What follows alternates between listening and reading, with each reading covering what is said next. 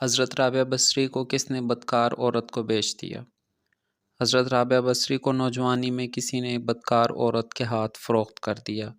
چونکہ آپ بہت خوبصورت تھیں، اس لیے اس نے آپ کو زیورات اور اچھے اچھے کپڑے پہنا کر بالا خانے میں بٹھا دیا۔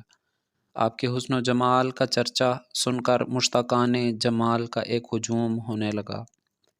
جس شخص کو نائکہ ان کے پاس بھیجتی تو آپ اس سے کہتی کہ پہلے وضو کر کے 2 نفل پڑھو، پھر میں تم سے بات کروں گی۔ چنانچہ وہ شخص وضو کر کے نفل نماز کے لیے کھڑا ہو جاتا تو آپ اپنی باطنی توجہ اس کی طرف مبذول کرتی، جس سے اس شخص کی آنکھیں کھل جاتی اور وہ خوف الہی سے کام کر گناہوں سے توبہ کر کے چلا جاتا اور ہمیشہ کے لیے تائب رہتا۔ سال بھر آپ کا یہ فیض جاری رہا، سینکڑوں لوگ نیکی کی راہ پر گامزن ہو گئے۔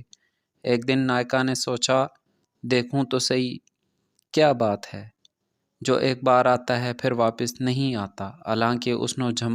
حالانکہ اس کے حسن و جمال اور ناز و ادا میں کوئی کسر نہیں ہے۔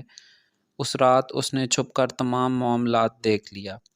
جب اس پر حقیقت ظاہر ہوئی تو وہ خوف خدا سے کانپ اٹھی اور حضرت رابعہ بصری کے قدموں میں گر پڑی اور عرض کیا، میرا قصور معاف کر دو، مجھے معلوم نہ تھا، میں آپ کو ابھی آزاد کرتی ہوں۔ اس پر حضرت رابعہ بصری نے فرمایا، احمق، تو نے مجھے کیا آزاد کیا، جاری شدہ فیض برباد کر دیا، خیر اللہ کی مرضی یہاں تک ہی تھی۔